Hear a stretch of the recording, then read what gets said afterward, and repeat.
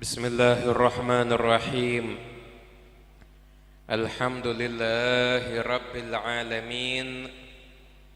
Allahumma salli wa sallim ala sayyidina Muhammadin miftahi babi rahmatillah adada ma fi ilmillah salatan wa salaman daimaini bidawami mulkillah wa ala alihi wa sahbihi wa man walah wa man tabi'a sunnatahu wa qa'tada bihudah ila yaumi liqa'illah amma ba'du. Assalamu alaikum warahmatullahi wabarakatuh.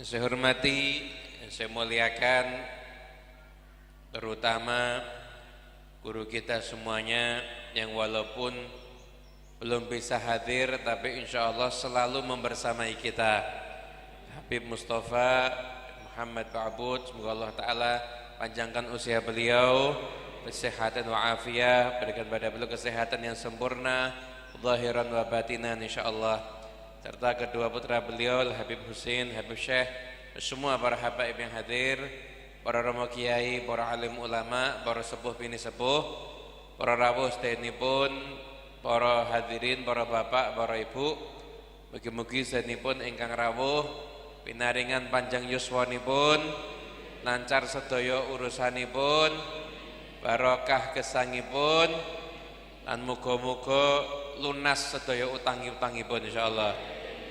Amin Allahumma amin. Niki bab utang amene banter dhewe niki. Hadirin para bapak, para ibu ingkang kula hormati, alhamdulillah kula kalih panjenengan niki kedah syukur karena badan kita dihadirkan di tempat yang seperti ini. Karena tidak semua orang dihadirkan sama Allah di tempat ini.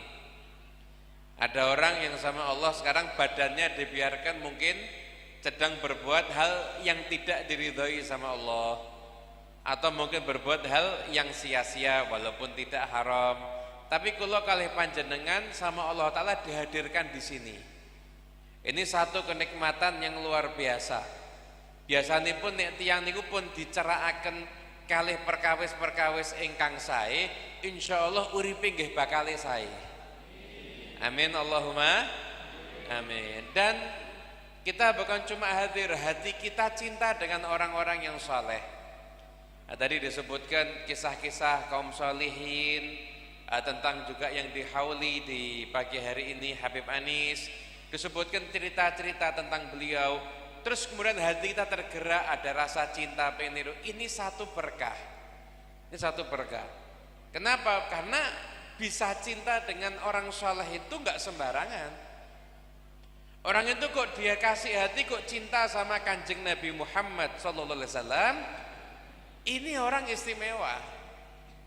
Kenapa? Karena maaf nyun pangapunten, Abu Lahab itu pamannya Kanjeng Nabi, tidak bisa cinta sama Kanjeng Nabi, padahal pamannya sendiri. Abu Jahal itu yang dari Kanjeng Nabi kecil sudah lihat kelebihannya Kanjeng Nabi Muhammad. Itu pernah Rasulullah SAW itu tersesat. Ketika beliau tersesat masih kecil. Kemudian karena Mekah itu kan dulu gunung-gunung batu. Jangan nih, mungkin nanti haji 10-20 tahun yang lalu itu masih banyak nampak sekali gunung-gunung batu. Sekarang udah banyak bangunan, udah jadi hotel semua sekarang. Itu gunung-gunung batu. Nah itu Kanjeng Nabi itu tersesat di area itu. Tiba-tiba Abu Jahal datang, siapa? Ini keponakan Abu Talib, cucunya Abu Talib. Ya udah, bonceng saya aja. Itu Kanjeng Nabi dibonceng sama Abu Jahal, ditaruh di belakangnya. Untanya tidak mau gerak. Abu Jahal bingung, dipindah Kanjeng Nabi ke depan, untanya mau jalan. Abu Jahal masih tidak percaya. Enggak, kau cuma kebetulan nih. Pindah ke belakang lagi, untanya enggak mau jalan lagi.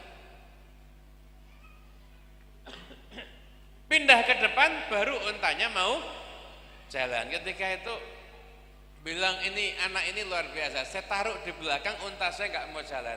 Tapi ketika Kanjeng Nabi Sallallahu Alaihi Wasallam beliau menyampaikan perintah Allah Ta'ala untuk menyeru manusia ke jalan Allah, Abu Jahal musuh utamanya Kanjeng Nabi, padahal sudah lihat kelebihannya Kanjeng Nabi.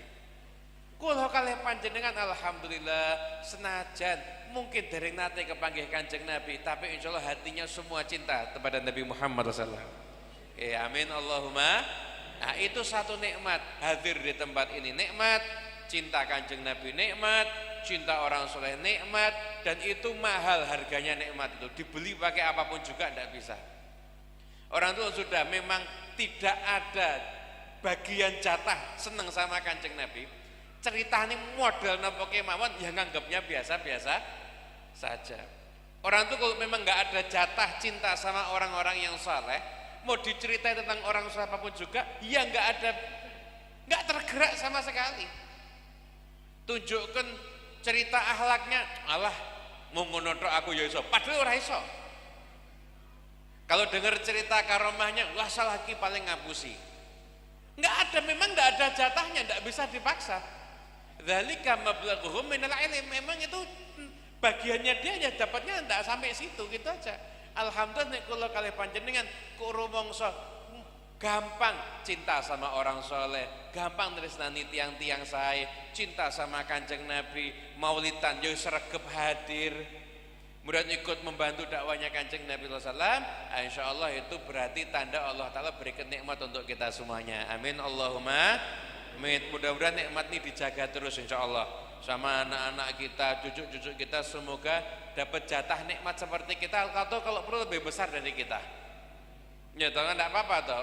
Orang tuanya misalkan bahas cinta Kanjeng Nabi, tahu-tahu anaknya bisa mimpi ketemu Kanjeng Nabi, kan ya lumayan. Itu jasa orang tua juga itu.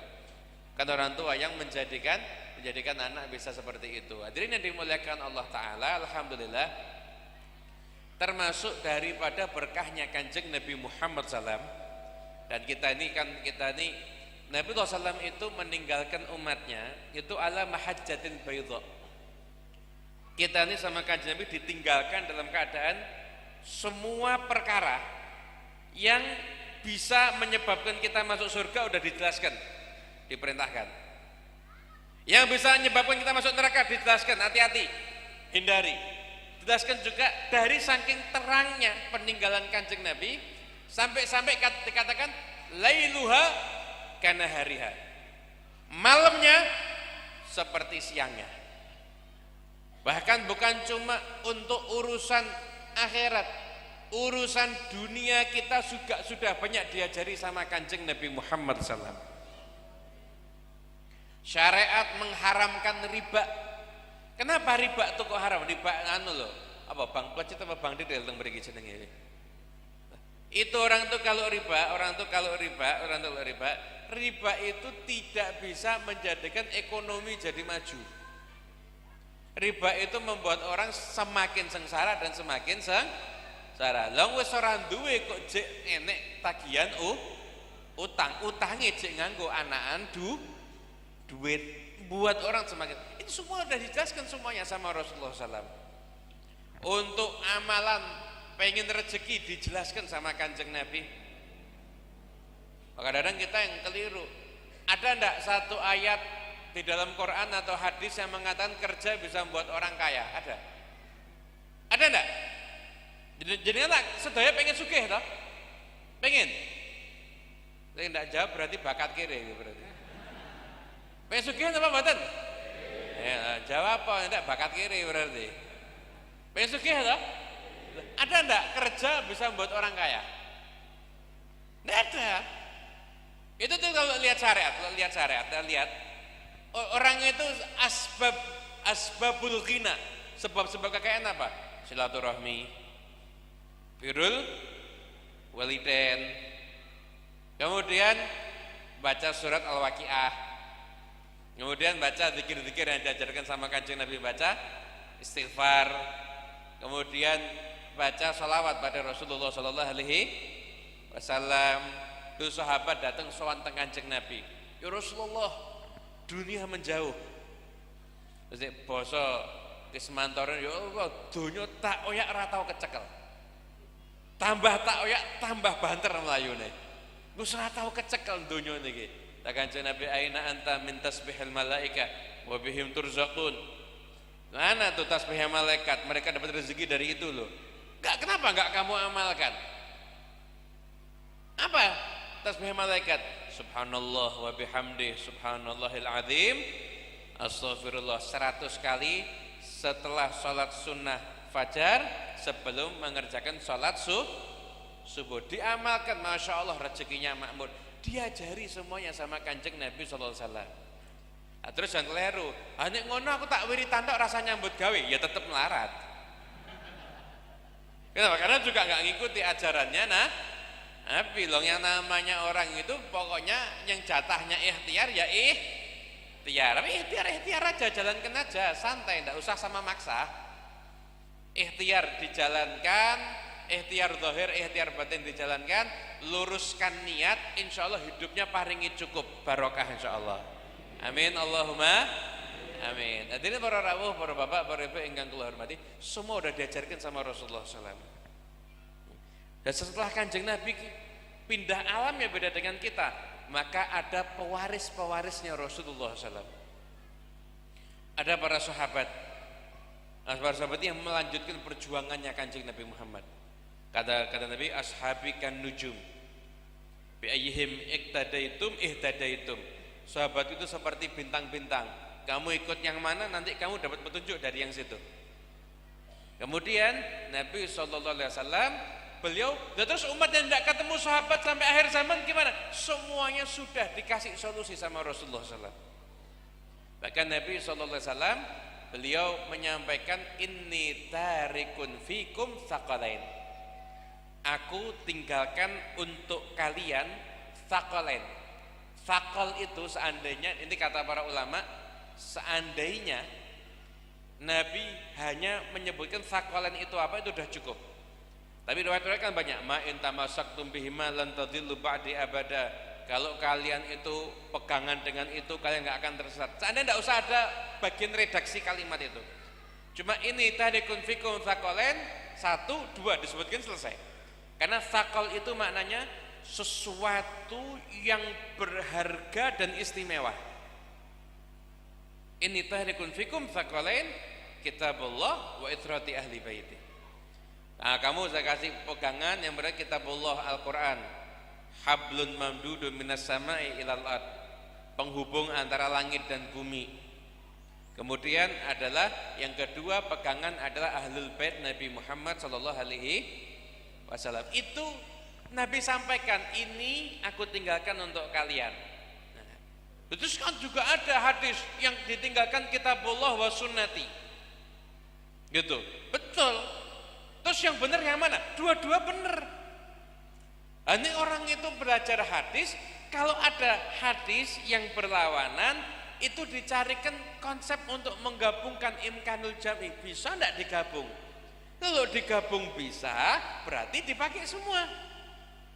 Bukan satu digugurkan. Berarti apa? Pegangan untuk umat ini kitabullah wa sunnati dan juga ahlul bait Nabi sallallahu alaihi wasallam. Ini yang menyampaikan Kanjeng Nabi. Ini yang menyampaikan Kanjeng Nabi. Bukan saya ngarang, enggak. Yang menyampaikan Kanjeng Nabi sallallahu alaihi wasallam. Oleh karena itu bisa dipahami, ulama mengatakan berarti selama ahlul bait, selama Quran itu masih ada, maka ahlul bait juga akan ada. Selama Quran itu masih ada, ahlul bait juga akan ada. Masuk pegangannya umat hilang. Kan Nabi bilang, ini tarikun, aku tinggalkan buat kalian ya.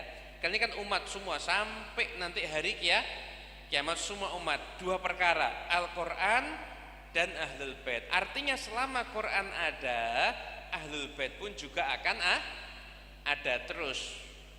Itu juga akan ada. Terus ahlul bait itu kira-kira ahlul baitnya mana aja, banyak apa dikit? Ahlul baitnya mesti banyak. Karena umatnya Kanjeng Nabi juga banyak. Karena umatnya Kanjeng Nabi juga banyak. Jadi ahlul baitnya pun juga banyak. Dan ketika Siti Fatimah dengan Sayyidina Ali doa apa nikah, Nabi doa, Allahumma akhrij minhuma al-katsir at-thayyib. Ya Allah, keluarkan dari keduanya ya yang banyak tapi yang bagus. Yang banyak tapi yang bagus. Maka keluar dari cucunya, ada di Sayyidina Hasan, dari Sayyidina Husain, terus sampai di zaman sekarang pasti akan ada ahlul bait yang nasabnya tersambung ke Sayyidina Husain dan ke Sayyidina Hasan, Sayyidina Husain dan ke Sayyidina Husain dan ke Sayyidina Hasan. Hadirin yang dimuliakan Allah Ta'ala, ini ahlul bait ini itu termasuk afaqal, termasuk warisan berharga yang diwariskan Nabi Muhammad kepada umat. Untuk apa? Untuk apa? Untuk diikuti jalannya. Untuk diikuti jalannya. Ketika orang itu dalam bingung, ini ada permasalahan mana yang diikuti ya, berarti yang cenderung diikuti sama mayoritas ahlul bait, ya kita ikut yang itu. Ini ketetapan dari para ulama menyampaikan seperti itu. Kenapa? Karena mereka ahlul bait ini mayoritasnya tidak mungkin bersepakat mayoritasnya untuk sesuatu yang salah. Apa? Karena perwaris penjaga umat dari Nabi Muhammad Shallallahu Alaihi Wasallam. Hadirin yang dimuliakan Allah Taala. Nah, oleh karena itu, terus berarti ahlul bait yang diikuti bukan cuma orangnya yang diikuti ya. Kalau orangnya ahlul bait bisa macam-macam. Yang namanya setiap segala sesuatu itu ada oknum, pasti akan ada. Ada yang benar, ada juga yang tidak benar. Ajarannya yang diikuti sama ahlul bait yang saleh itu yang diikuti. Itu yang diikuti. Udah pegangan itu mereka kemana kita ikut, insya Allah itu selamat sampai yaumul qiyamah. Selamat sampai yaumul qiyamah. Hadirin yang dimuliakan Allah Ta'ala, ikhwani rahimakumullah. Ini di antara ahlul bait, saya tuh sering pakai cara-cara gampang mawon. Kita sering mikir nganggo dalil ini enggak apa-apa, ini untuk selisipan aja. Ben rodok mikir sithik, jadi nanti makannya rodok semangat ya. Karena tambah lapar. Ini aja. Itu di Solo, itu di Masjid As-Segaf, ada namanya Habib Abdul Qadir bin Abdurrahman As-Segaf. Sama tipe sama kayak Habib Anda, memang kan tidak banyak ceramah dari seperti ini, beliau juga nggak banyak ceramah. Tidak pernah ceramah, imami masjid, nanti ada hadir di majelis roham, baca kitab gitu aja. Itu mau meninggal, ya, amalannya ziarah kubur, namanya ziarah kubur, kemudian maulid Nabi, tawasul, tahlilan, hal yang nggak pernah ditinggal hal Gresik karena gurunya. Kalau hal Solo udah pasti karena kan tinggalnya ada di Solo. Jadi hobinya hadir hal, kemudian hadir majlis-majlis kebaikan, baca maulid, baca ratib al-haddad, setiap hari. Kadang-kadang orang kalau terus-menerus baca ratib al-haddad itu hasilnya husnul khatimah. Jadi ini manfaatnya ratib jelas sudah jelas. Jadi kalau ada orang bilang wis kowe rasa maca ratib, wis kowe melu aku kowe. Tontonan sik husnul khatimah apa ndak orangnya? Lha kowe tiwas niru ndak husnul khatimah engko piye? Mumet akhirnya. Ini amalnya tiap malam baca ratibul haddad. Saksinya banyak, masih sekarang yang jadi saksi masih hidup banyak. Tahun 70-an beliau tuh imam sholat Jumat. Kedatangan keluarganya mau pergi ke Tegal karena waktu itu ada hall di Pekalongan Tegal. Beliau bilang sama temennya, kamu nanti balik ke sini lagi. Duh, enggak, nanti kamu pasti akan ke sini lagi. Saya enggak akan kembali, saya mau Pekalongan Tegal terus saya mau pulang. Enggak, nanti kamu kembali ke sini, pasti kembali ke sini. Besoknya mau berangkat ke masjid pakai pakaian yang terbagus, pamitan sama keluarganya, pamitan minta maaf seperti mau pergi keluar kota, padahal cuma mau ke masjid. Sampai di masjid, ketika itu setelah khutbah mau ngimami, nunjuk orang untuk sholat di belakangnya. Ada orang di soft ketiga, atau Ustaz Najib As-Segaf panggil, maju ke depan. Maju ke depan. Maju ke depan. Setelah itu ada Ustaz Najib penuh, maju ke depan, paksa. Ada maju ke depan, ngimami sholat sepanjang sholat nangis, sujud yang terakhir meninggal dunia. Sujud yang terakhir meninggal dunia. Sujud yang terakhir meninggal dunia. Nah, kira-kira kita lihat orang-orang saleh yang meninggal ketika sujud, ya ada ya kan? Ada, tapi ini meninggal sujud saat jadi imam di hari Jumat, sujud yang terakhir. Lah saya mikir Pak, lah kok aku wis nyawang ini ada manusia dengan jalan hidup thariqah yang seperti ini. Aku nggo apa melu liyane? Wis jelas sing ngeloki thariqahnya itu matinya husnul khotimah. Kok ada yang lain-lain menawarkan, kamu ikut saya aja jadi murid saya? Enggak, kalau enggak sama dengan beliau-beliau itu ya enggak mau lah. Habib Anis itu beliau dalam kehidupannya senyum terus. Yang saya pernah temui sendiri, ada satu orang kerjaannya syubhat, ya udah dibilang halal, yo mbuh, haram yo sembuh. Syubhat ini tidak jelas, ini abu-abu banget.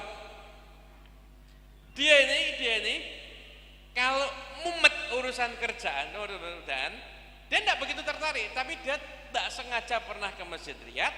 Pas waktu adzan zuhur, Habib Anis mesti ngajar. Lihat, kok hatiku adem ya. Jadi akhirnya dia setiap mumet ke masjid Riyadh perlunya cuma untuk nyawang dok. Adem hatiku wis mulai.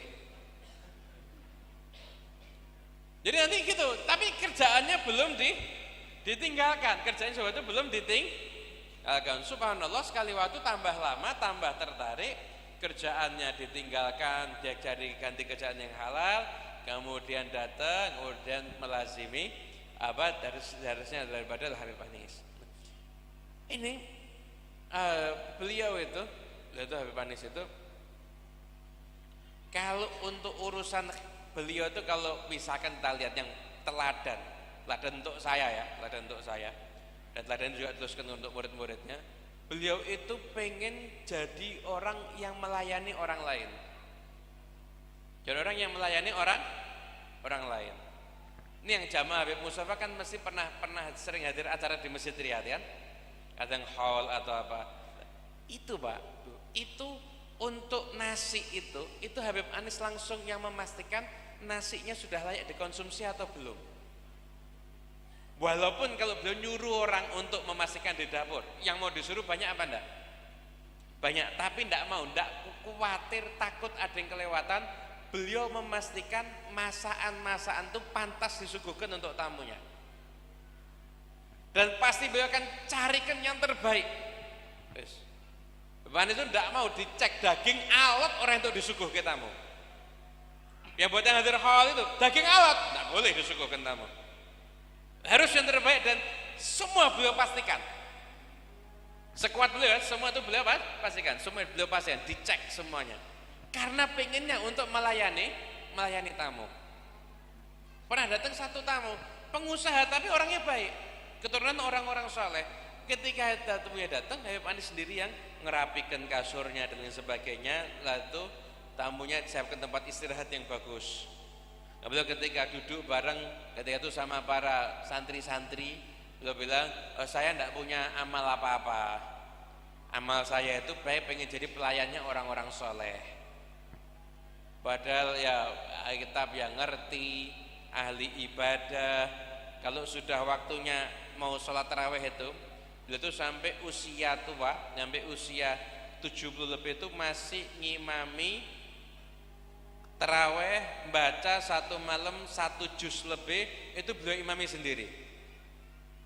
Kadang-kadang sakit, udah sakit, nanti begitu mau ngimami, jangan, ini orang datang pengen diimami saya, langsung semangat ngimami 20 rakaat, nanti saya itu kembali sakit lagi. Karena pengen memberikan yang terbaik untuk tamu-tamu beliau yang hadir, jamaah-jamaah beliau yang hadir. Jadi beliau itu khidmatnya luar biasa. karena beliau kalau makan kan tidak selalu bisa dinikmati, maka beliau memberikan wajah yang selalu tersenyum untuk tamu-tamunya. Ketika Habib Anis wafat, itu sebelumnya itu dokter memasang ventilator. Nah, biasanya kalau sudah dipasang ventilator, itu ya nanti mulut akan tertutup. Betul-betul mulut akan tertutup. Tapi subhanallah, ketika ventilator dibuka di saat beliau wafat, itu wajahnya tersenyum. Ya mutul insan ala ma'asya alaih. Manusia ini wafatnya tergantung bagaimana cara hidupnya. Orang kalau hidupnya itu senyum, wafatnya pun juga dalam keadaan senyum. Makanya dan senyum itu sunnah Nabi. Makanya saya kalau pengen niru Habib Anis, langkah pertama, wis mesem terus. Bisa apa enggak? Halo bapak-bapak, bisa mesem apa enggak pak? Tuh. Ada orang enggak bisa mesem, saya pernah ketemu ada orang enggak bisa mesem mukanya. Saya bilang latihan di kaca. Bu, halo. Seneng enggak kalau suaminya mesem? Seneng pak. Pak, seneng enggak kalau ibu-ibu mesem terus? Seneng, bu mesem bu. Jadi belanja kurang, yo tetap. Nah itu bapak yang seneng bapak-bapak kalau gitu. Lo belanja kurang tetap mesem yang seneng bapak-bapak. Jadi yang dimuliakan Allah Taala, itulah kehidupan orang-orang saleh. Nah kita ini hadir gini, kita dengar. Saya itu kita memposisikan diri kita kalau bisa niru ya niru. Kalau enggak, setidaknya cinta ini kita bawa terus. Cinta ini kita bawa terus. Aku alhamdulillah iso cinta karo wong-wong apik. Muga-muga anakku ya ketularan. Muga-muga anakku ya melu katut. Itu barokah cinta itu menjadikan orang itu jadi selevel dengan orang yang dicintai. Nikmat toh? Barokah cinta menjadikan orang itu seperti selevel dengan orang yang dicintai. Coba gini, kita semuanya selevel enggak sama Kanjeng Nabi Muhammad? Jauh kan? Jauh. Lah surga nanti itu yang bisa bareng sama Nabi, bukan yang amalnya sama. Enggak ada yang amalnya sama dengan Nabi, tapi yang apa? Yang cinta sama Nabi. Lah barokah cinta itu menjadikan kita seperti selevel dengan orang yang kita cintai, sekalipun amal kita belum seperti mereka. Itu barokahnya cinta. Makanya syaitan nggak mau kalau kita cinta sama orang-orang soleh. Anak-anak muda dibuat idolanya macam-macam. Itu anak-anak muda yang misi waras loh. Itu sudah senang pemain ini, atlet, artis, YouTuber, suara jelas, TikToker. Coba tanya, engkau kene ning akhirat kumpul karo dhek gelem apa ora? Mesti moh. Sendak ning akhirat urusannya ya kumpul Kanjeng Nabi. Lah, kita nih ada rasa cinta ini yang luar biasa. Hadirin yang dimuliakan Allah, Anas bin Malik dengar enggak hadis keutamaan baca Quran? Dengar enggak? Dengar. Keutamaan sholat dengar apa enggak? Keutamaan birrul walidain dengar apa enggak? Keutamaan macam-macam amalan dengar. Tapi beliau mengatakan apa? Tidak ada yang lebih saya sukai dibandingkan ketika saya mendengar hadis orang akan kumpul dengan orang yang dicintai. Semua hadis tentang keutamaan Quran yang beliau dengar semuanya, itu yang beliau dengar semua daripada ajaran Nabi. Tidak ada yang membuat beliau bahagia seperti kabar gembira orang nanti dikumpulkan bersama dengan yang dicintai. Oleh karena itu hadirin yang dimuliakan Allah Ta'ala, mari pulang dari hal ini bawa cinta. Tunjukkan cinta kita sama orang-orang soleh. Mudah-mudahan nanti kita diingat sama mereka insya-Allah. Itu orang-orang soleh itu dikatakan mereka ini ahlul wafa. Ahlul wafa, orang yang pandai membalas budi. Anda tuh kalau menunjukkan cinta sama wali segini, Pama, walinya akan menunjukkan cinta pada Anda segini. Cerita penutup. Kalau Anda ziarah ke makam Sunan Gunung Jati, itu nanti ada badan tertentu tidak boleh lanjut kecuali hanya Sayyid atau Habib. Kalau bukan nggak boleh naik lagi. Itu sudah memang ada peraturan di situ seperti itu. Di waktu itu saya pun juga pernah waktu ziarah, kurang lebih tahun 2018 juga masih sama. Ini dulu pernah ada rombongan dari Jakarta dipimpin Habib Ali bin Husain Al-Attas yang terus kitab Tajul A'ras yang sezaman sama Habib Ali Kuitang. Itu membawa rombongan-rombongannya dari Jakarta ziarah ke Sunan Gunung Jati. Sampai di satu batas sama yang jaga Habibnya boleh naik, rombongannya nggak boleh naik. Habibnya naik nggak apa-apa, rombongannya tunggu di sini ya, ziarahnya dari sini. Kata Habibnya, oh ya nggak apa-apa, kan memang peraturan, tapi saya nggak usah naik, saya tak ziarah di sini juga. Loh, setelah itu kata rombongannya, oh jangan Habib naik, nanti Habib di sana doakan kita di sini nggak apa-apa, kita ziarah. Nggak, saya ziarah di sini bareng sama kalian. Loh, Bib naik, nggak apa-apa, kita di sini betul seneng kok, semuanya ngomong, ada rombongannya merespon, kita di sini seneng, nggak apa-apa, nggak harus ikut naik, Habib yang naik, kita seneng kalau Habib naik. Enggak, saya di sini aja nggak apa-apa. Terus rombongannya maksa. Kata Habib Ali, tahu enggak kalau seandainya saya nanti diizinkan masuk ke dalam surga dan saya lihat kalian ini belum ada, saya belum mau masuk surga sebelum kalian saya ajak bareng sama saya masuk surga. Itu kalau orang sudah cinta dengan orang soleh, hasilnya begitu. Kamu cinta, menunjukkan cinta, memperjuangkan cintamu untuk orang soleh akan jauh lebih memperjuangkan kamu dunia wal akhirah. Insyaallah pulang dari hal ini bawa cinta semuanya, insyaallah.